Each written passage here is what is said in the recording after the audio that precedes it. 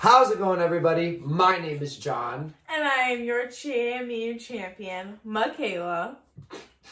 And we just watched Saturday night's main event, and Woo! I'm not gonna lie, maybe a little bit underwhelming, purely for the fact that we didn't really pick up on the fact that it was low-key a TV event, not a pay-per-view. So there was commercials. And when we were watching Drew versus Sammy and they cut to commercials, we were like, taken way off. What the hell? Expecting it. And for me, all the matches kind of seemed like really short. Yeah. Which made it seem like kind of like pushed and rushed, which didn't make the matches as enjoyable as they could have been. You guys can correct me if I'm wrong about this, but I'm pretty sure the pay-per-views are usually 3 hours. I'm pretty sure they go from 8 to 11. That's if they're on EST time. Sometimes it's a little bit different, but on the East Coast, that's like standard pay-per-view time. They only had 2 hours, and with the commercials, it was so horrible. Yeah, it made it feel really rushed because they would put a commercial in between the matches, which is fine because you'd prefer them there as opposed to within the matches, but there was a commercial in every single match, including the main event, which they put up in a mini screen, which was fine. But then I thought, why didn't they do that for the rest of the show? Well, let's get right into actually reviewing the matches in the card. We had Drew McIntyre versus Sami Zayn. I wasn't quite right about the show order, but I got some of it right. Drew versus Sami did open up the show, and Drew McIntyre won in rather quick fashion after Sami Zayn jumped him before the match. He won with a Claymore. Yeah, it was... Sami Zayn was like, fine, like not much had happened, and he slid into the ring, and Drew McIntyre caught him with the Claymore as he got up, and that was it. No, and people, he was KO'd. Listen, a finisher should finish the match. I'm not really for people kicking out of finishers. Like if Seth Rollins hits a curb stomp, I want that to be 1, 2, 3. I don't want people to kick out of finishers. I want it to be like super duper close, but if it's the first one, no, maybe not that much. Dude, guys, she's been conditioned to think that a finisher shouldn't finish the match just because they've been burying finishers so much and so long. That is so bad, but I think that him not kicking out of the Claymore's fine. I just think it happened way too fast. Drew McIntyre won, though, so that put me up 1-0 early in the show. Moving on to the next match, which was Liv Morgan versus Io Sky for the Women's World Championship, which Liv Morgan picked up the win in a pretty good match. Probably the best match on the show for me. Dude, when she got kneed in the face by Io Sky, and then they had the slow-mo for the replay, it was like... Yeah. Like, did she actually break her nose, or was that just kayfabe? She definitely got clocked. She was bleeding. Yeah. I don't think she broke her nose. You couldn't see any bend or anything like that. Liv Morgan wasn't holding it at all. I never noticed her fuck with it, not once. And then Rhea Ripley came out at the very end to confront her. It's strange to me that Liv Morgan and Rhea Ripley hate each other. And there's nothing stopping them from beating each other up. Rhea wasn't wearing her face mask. Liv Morgan was still standing after the match. She had Raquel Rodriguez and Dominic with her. Why are the two people that have this blood feud that literally involves a man cheating on one for the other? Like in real life, 2 women would fight in that situation.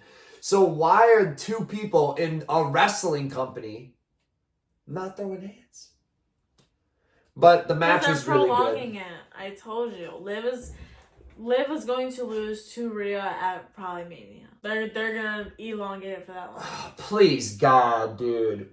Well, don't please to nothing because it's gonna happen. I hope they conclude it at Royal Rumble and give Rhea like a different WrestleMania opponent. Like maybe they can do Rhea versus Becky too. And have Becky Lynch return in the Rumble and win. Maybe they can have somebody else return. I always want Sasha Banks, but I know she's with AEW. But they could have somebody else come back or make a debut. Or maybe they could have Bianca Belair turn on Jade Cargill. And that could be for either not a title or for a title. I just think that there's a lot that they could do that doesn't have to be Liv Morgan versus Rhea Ripley at WrestleMania. Because we've already had them in a singles match. Yeah. And it would be good, but would it really be that good? Like, not really. Like, Like, the feud is just, it's too drawn out Not as for it a is. Mania, but for like a Raw, I'm sure.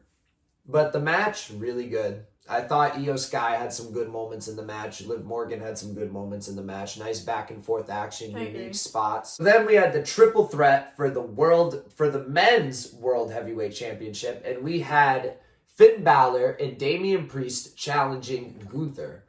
And Gunther retained after hitting a dominating powerbomb on Damian and another one on Finn Balor to pick up the 1-2-3 in pretty good fashion. And that's because, like I said in the prediction video, it was going to be Finn and Damian worrying so much about each other that Gunther just easily steals the win. Yes, he got his ass kicked a little bit, but got the win easy peasy lemon squeezy. But that makes sense for the story, though. I mean, Finn, yeah. Because just like with Liv and Rhea, they're drawing out Finn and Damian to keep feuding. They're going to keep the Terror Twins kind of versus the Judgment Day probably because that's still the overarching story.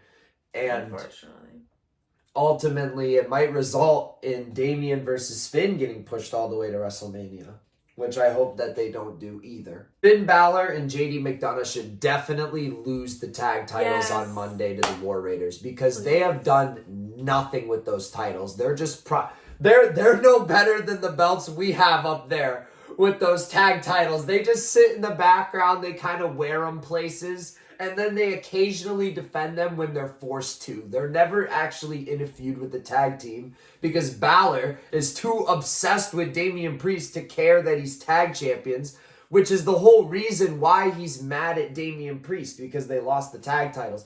So it just all doesn't really click. Next we have, what was next? The Women's US. Yes. Oh my goodness, you guys. I didn't lock in, but I should have locked in officially. Chelsea I told Green. you that you should have did it. Okay, but either if I locked in or not, I still had Chelsea Green. I still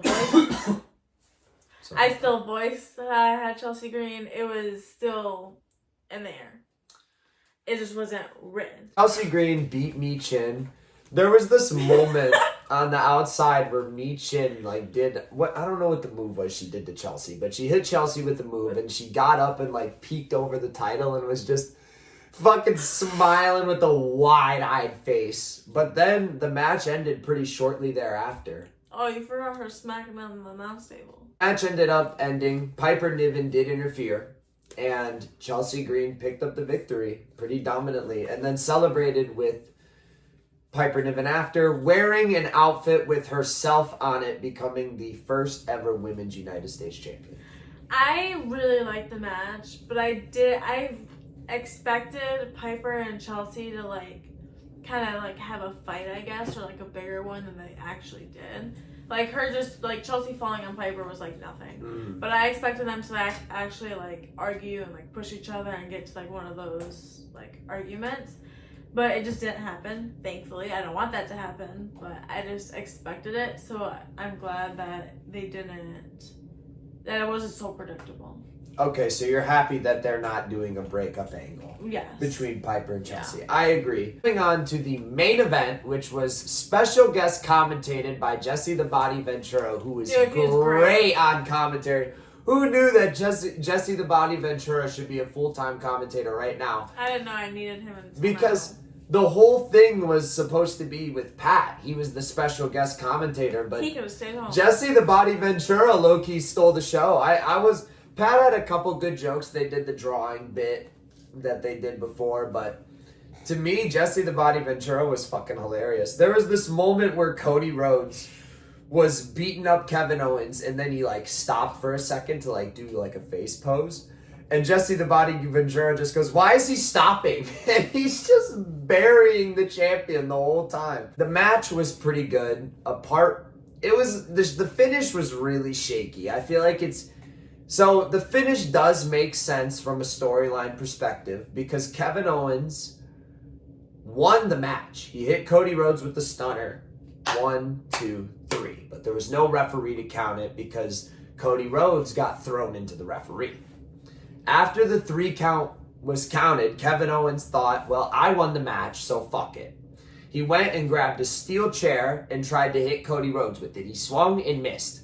Cody Rhodes got the advantage and hit a crossroads onto the chair on purpose, technically cheating. And then the referee came to 1, 2, 3 off the crossroads onto the chair. So Kevin Owens is going to say that Cody Rhodes cheated to win the championship after he got the victory legitimately, which is technically true. There should technically be Cody Rhodes versus Kevin Owens too, which there might be.